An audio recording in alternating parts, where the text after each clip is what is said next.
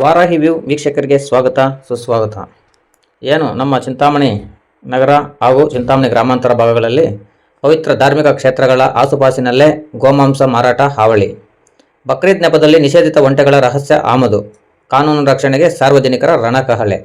ರಾಜ್ಯದಲ್ಲೇ ಕಟ್ಟುನಿಟ್ಟಿನ ಗೋಹತ್ಯೆ ನಿಷೇಧ ಕಾಯ್ದೆ ಜಾರಿಯಲ್ಲಿದ್ದರೂ ಸಹ ಇಲ್ಲಿನ ಅಧಿಕಾರಿಗಳ ಮೌನವನ್ನೇ ಬಂಡವಾಳ ಮಾಡಿಕೊಂಡಿರುವ ಜಾಲವು ರಾಜಾರೋಷವಾಗಿ ಹಸು ಹಾಗೂ ಒಂಟೆಗಳ ಮಾರಣ ಹೋಮಕ್ಕೆ ಸಿದ್ಧತೆ ನಡೆಸುತ್ತಿರುವುದು ಸಾರ್ವಜನಿಕರ ತೀವ್ರ ಆಕ್ರೋಶಕ್ಕೆ ಕಾರಣವಾಗಿದೆ.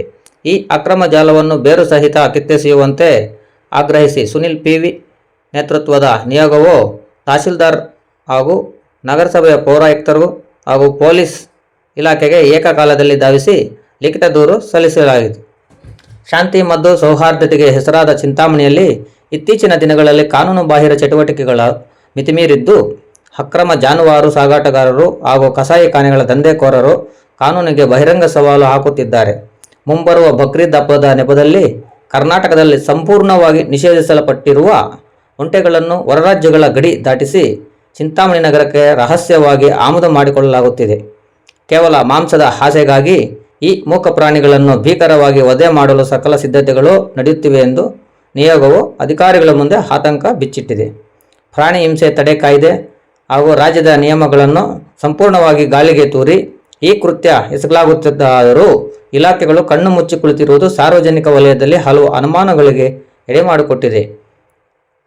ಇವೆಲ್ಲದರ ನಡುವೆ ಭಕ್ತರ ಆರಾಧ್ಯ ದೈವಗಳು ಇರುವ ಪವಿತ್ರ ಧಾರ್ಮಿಕ ಕೇಂದ್ರಗಳ ಸುತ್ತಮುತ್ತಲೇ ಈ ರಕ್ತಸಿಕ್ತ ದಂಧೆಗಳು ಎಗ್ಗಿಲ್ಲದಂತೆ ನಡೆಯುತ್ತಿರುವುದು ನಾಗರಿಕರ ಕೆಂಗಣ್ಣಿಗೆ ಗುರಿಯಾಗಿದೆ.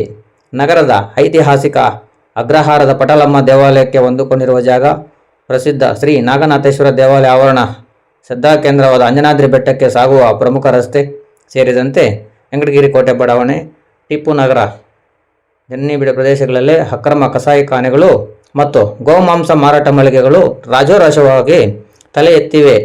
ಧಾರ್ಮಿಕ ಮತ್ತು ಸಾಂಸ್ಕೃತಿಕ ಭಾವನೆಗಳೊಂದಿಗೆ ಚೆಲ್ಲಾಟವಾಡುತ್ತಿದ್ದರೂ ಈ ಪ್ರವೃತ್ತಿಯಿಂದಾಗಿ ಸ್ಥಳೀಯ ಭಕ್ತಾದಿಗಳ ಮನಸ್ಸಿಗೆ ತೀವ್ರ ಆಘಾತವಾಗಿದ್ದು ಈ ಭಾಗದಲ್ಲಿ ಸಾರ್ವಜನಿಕರು ಓಡಾಡದಂತೆ ವಾತಾವರಣ ನಿರ್ಮಾಣವಾಗಿದೆ.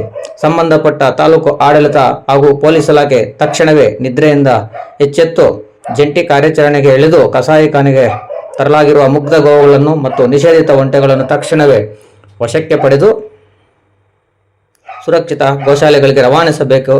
ಹಣದ ಆಸೆಗಾಗಿ ಸಮಾಜದ ಶಾಂತಿ ಕದಡುತ್ತಿರುವವರ ಮಾಂಸದ ಮಳಿಗೆಗಳ ಮಾಲೀಕರ ವಿರುದ್ಧ ಹಾಗೂ ಇವರಿಗೆ ಪ್ರತ್ಯಕ್ಷ ಪರೋಕ್ಷವಾಗಿ ರಾಜಕೀಯ ಅಥವಾ ಆಡಳಿತಾತ್ಮಕ ಬೆಂಬಲ ನೀಡುತ್ತಿರುವ ಪ್ರತಿಯೊಬ್ಬರ ಮೇಲೆಯೂ ಕ್ರಿಮಿನಲ್ ಮೊಕದ್ದಮೆ ದಾಖಲಿಸಿ ಜೈಲಿಗಟ್ಟಬೇಕೆಂದು ಆಗ್ರಹಿಸಿದ್ದಾರೆ. ಈ ಸಂದರ್ಭದಲ್ಲಿ ಪ್ರಮುಖರಾದ ಅರುಣ್ ಕುಮಾರ್, ಮಂಜುನಾಥ್, ಶ್ರೇಯಸ್, ಕಿರಣ್, ನವೀನ್, ವೆಂಕಟೇಶ್, ವಿ, ಶ್ರೀನಿವಾಸ್, ಬಾಲಾಜಿ, ರಾಧಾಕೃಷ್ಣ, ಆಂಜನಪ್ಪ, ಎಂವಿ ರಮೇಶ್, ರಘು, ಶಬರೀಶ, ಪಂಕಜ, ವಕೀಲ ಮಂಜುನಾಥ್ ರವರು, ರವಿ, ನರಸಿಂಹಮೂರ್ತಿ ಹಾಗೂ ಇನ್ನಿತರರು ಉಪಸ್ಥಿತರಿದ್ದರು.